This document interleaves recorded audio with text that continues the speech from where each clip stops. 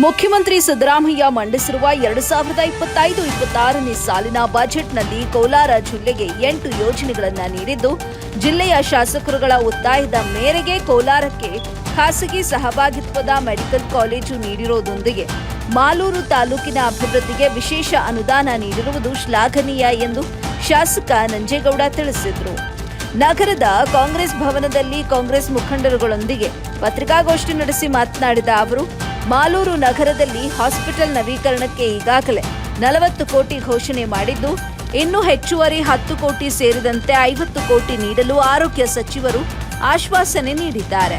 ಶಿವಾರ ಪಟ್ಟಣದಲ್ಲಿ ಕೈಗಾರಿಕಾ ಪಾರ್ಕ್ ಹಾಗೂ ದೇವನಹಳ್ಳಿಯಿಂದ ಮಾಲೂರು ಮೂಲಕ ತಮಿಳುನಾಡಿನ ಗಡಿವರೆಗೆ ಹಾಗೂ ವೇಮಗಲ್ನಿಂದ ಕೋಲಾರದವರೆಗೆ ಕೈಗಾರಿಕಾ ಸಂಪರ್ಕ ಕಲ್ಪಿಸುವ 123 ಕಿಲೋಮೀಟರ್ಗಳು 4 ಪಥಗಳ ರಸ್ತೆ ನಿರ್ಮಾಣಕ್ಕೆ 3,109 ಕೋಟಿ ಅನುದಾನ ನೀಡಿರುವುದರಿಂದ ಮಾಲೂರು ನಗರ ಸಮಗ್ರ ಅಭಿವೃದ್ಧಿಗೆ ಹಾಗೂ ಆರ್ಥಿಕವಾಗಿ ಮುಂದುವರಿಯಲು ಬಜೆಟ್ ಪೂರಕವಾಗಿದೆ ಅಂತ ಹೇಳಿದರು. ಜಿಲ್ಲೆಗೆ ಹಲವು ಯೋಜನೆಗಳನ್ನು ನೀಡುವ ಮೂಲಕ ಬಂಪರ್ ಕೊಡುಗೆ ನೀಡಿದ್ದು, ಇದಕ್ಕೆ ಸಹಕಾರ ನೀಡಿದ ಜಿಲ್ಲಾ ಉಸ್ತುವಾರಿ ಸಚಿವ ಭೈರತಿ ಸುರೇಶ್ ಅವರಿಗೆ, ಆರೋಗ್ಯ ಮಂತ್ರಿ ಸುಧಾಕರ್ ಅವರುಗಳಿಗೆ ಮಾಲೂರು ಜನತೆ ಪರವಾಗಿ ಶ್ಲಾಘನೆ ಮಾಡುವುದಾಗಿ ತಿಳಿಸಿದರು. ವಿರೋಧ ಪಕ್ಷದವರು ಕೇವಲ ಟೀಕೆಗೆ ಮಾತ್ರ ಸೀಮಿತವಾಗಿದ್ದು, ಕಳೆದ ಬಿಜೆಪಿ ಸರ್ಕಾರ ಮಂಡಿಸಿರುವ ಬಜೆಟ್ಗಳಲ್ಲಿ ಕೋಲಾರ ಜಿಲ್ಲೆಯ ಅಭಿವೃದ್ಧಿಗೆ ನೀಡಿರುವ ವಿಶೇಷ ಕಾರ್ಯಕ್ರಮ ಶೂನ್ಯವಾಗಿದ್ದು, ಮಾಲೂರು ತಾಲೂಕಿಗೆ ಹಾಗೂ ಜಿಲ್ಲೆಗೆ ಎಷ್ಟೆಷ್ಟು ಕಾರ್ಯಕ್ರಮ ನೀಡಿದ್ದಾರೆ ಎಂಬುದರ ಬಗ್ಗೆ ಸಾರ್ವಜನಿಕರಿಗೆ ಮಾಹಿತಿ ನೀಡಬೇಕು ಅಂತ ಮನವಿ ಮಾಡಿದ್ರು. ವರದಿ ಮಾಮಿ ಪ್ರಕಾಶ್, ಎಬಿ ನ್ಯೂಸ್ ಕನ್ನಡ, ಕೋಲಾರ. 3,190 ಕೋಟಿ 4 ಲೈನ್ ಮೊದಲನೇ ಬಜೆಟ್. ಅದು ಮಾಲೂರು ತಾಲೂಕಿಗೆ 2,200 ಕೋಟಿ ನಮ್ಮ ಪಾಲಿದೆ.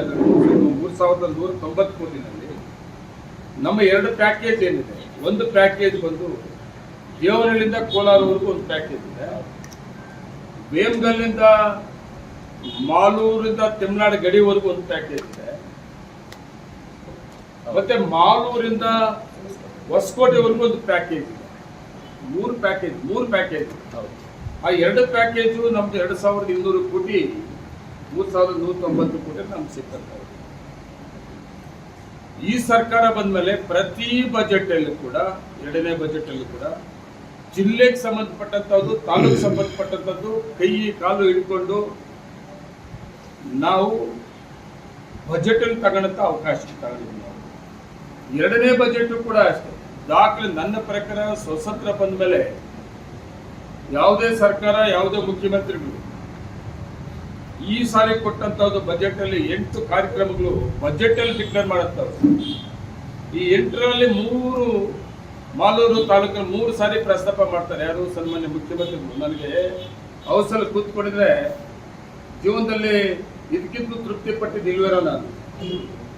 ಮಾಲೂರು ಶಿವಾರಪಟ್ಟಣ ಮಾಲೂರು ತಾಲೂಕು, ಆಮೇಲೆ 4 ಲೈನ್ ರೋಡ್ ಮಾಲೂರು, ಮತ್ತೆ ಮಾಲೂರು ಹಾಸ್ಪಿಟಲ್ 3 ಸಾರಿ ಹೇಳಿದಾಗ ನಾನು ತುಂಬಾ ತೃಪ್ತಿಯಾಗಿ ತುಂಬಾ ಖುಷಿ ಪಟ್ಟಂತವ್ರು ಸನ್ಮಾನ್ಯ ಮುಖ್ಯಮಂತ್ರಿಗಳು ಈ ಬಜೆಟ್ ಅಲ್ಲಿ. ನಾನು ಯಾಕೆ ಹೇಳ್ತಾ ಇದ್ದೀನಿ ಅಂದ್ರೆ, ಆಸಕ್ತಿ ಬೇಕು. ಯಾರಿಗಾದ್ರೂ ಒಂದು ಅವಕಾಶ ಸಿಕ್ಕಿದಾಗ ಏನಾದ್ರೂ ಮಾಡಬೇಕು, ಟಿಪ್ಪಣಿ ಮಾಡೋದಲ್ಲ, ಏನಾದ್ರೂ ಮಾಡಬೇಕು ಅಂದ್ರೆ ಸಲ ಬೇಕು. ವಿರೋಧ ಪಕ್ಷ ಟೀಕೆ ಮಾಡೋದಲ್ಲ. ವಿರೋಧ ಪಕ್ಷದವ್ರಿಗೆ ಒಂದು ಮಾತು ಹೇಳ್ತೇನೆ, ಇದು ಒಂದು ಸಾರಿ ನೋಡಿ ನೀವು.